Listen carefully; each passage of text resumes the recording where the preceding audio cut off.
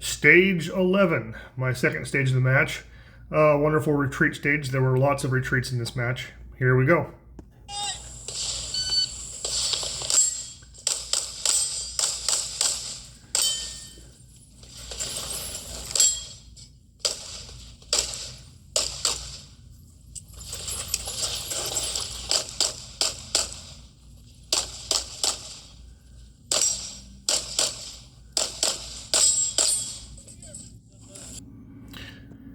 All right, so the first position you had big popper, little popper, a paper, a little popper.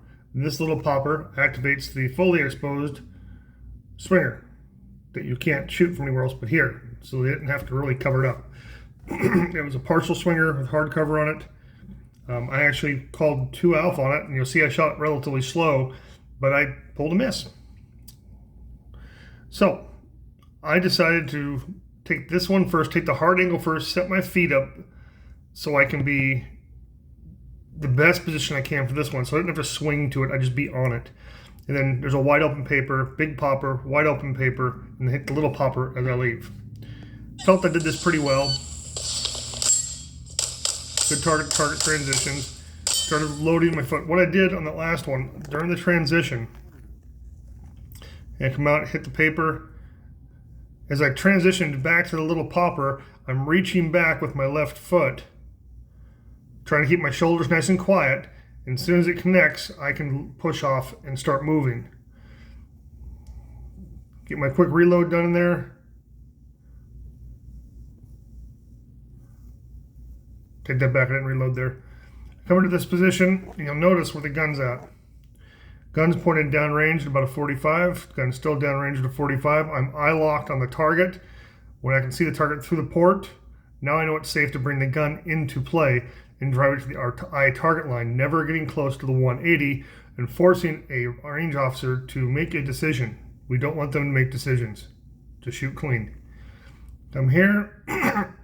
Saw a lot of people stand flat-footed to shoot this target. There was no reason to do that. When you transitioned, I actually made a better angle and I started moving backwards, which gave me a better view of that target, and I was actually gaining something.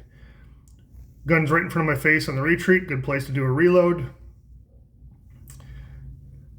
I fuddled with the reload. I was trying to hit my footwork just right here.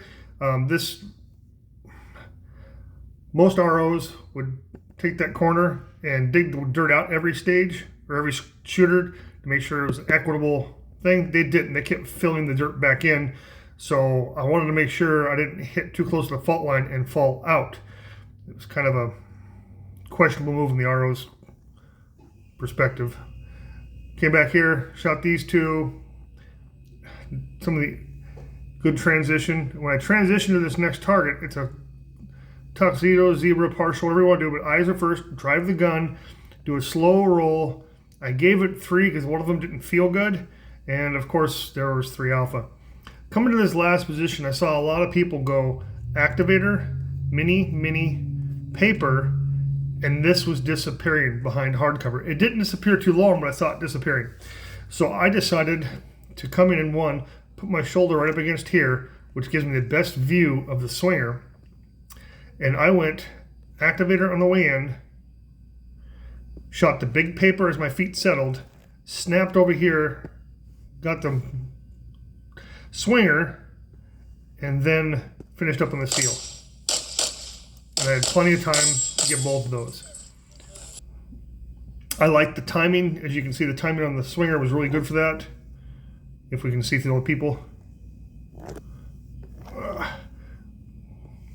So I want paper, and I think you can see the swinger just a little bit right here. There it is. I get it at full exposure right at the bottom. Nice, easy 2 rounds. Didn't have to push too hard. Fun little stage. Again, if you're ROing, make it fair for everybody, but maybe make it a little safer so guys can feel the fault lines when they're doing retreats.